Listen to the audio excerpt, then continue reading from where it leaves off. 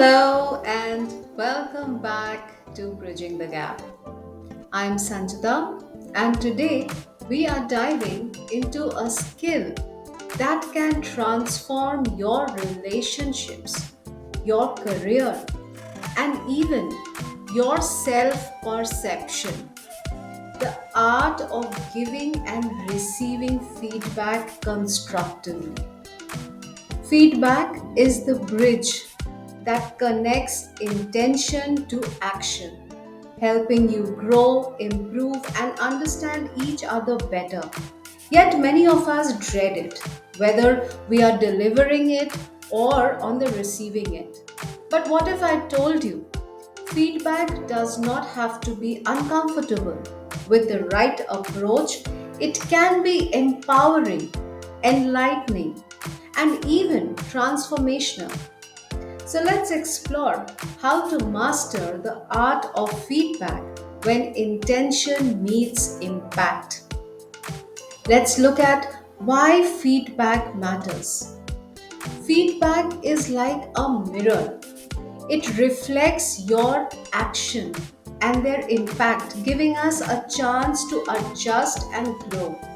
Without feedback, we would navigate life blindfoldedly, unable to gauge how we are truly doing. Think about this. The most successful people, athletes, leaders, artists, actively seek feedback. Why? Because they know it is a shortcut to improvement. But here's the catch: feedback is only as effective as it delivers and perceptions. Imagine receiving harsh, vague criticism, it shuts you down, right? Now think of specific constructive guidance, it motivates you to do better. That is the difference we will unpack today. So let's start with some of the best practices of giving feedback. Remember, your goal is to inspire improvement, not to criticize. So set the stage accordingly. The timing, the environment matters. Choose a private, non stressful setting. Be specific. Avoid general statements like you are not doing well.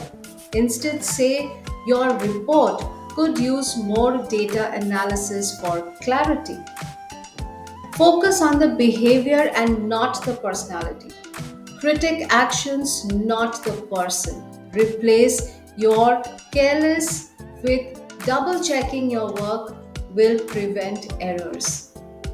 Use the sandwich method. Start with a positive, address the area of improvement, and end with encouragement. Invite dialogue. Ask, how do you feel about this? Or what is your perspective? Feedback should be a two-way conversation. Feedback given with empathy and clarity becomes a tool for empowerment. Now, let's flip the script.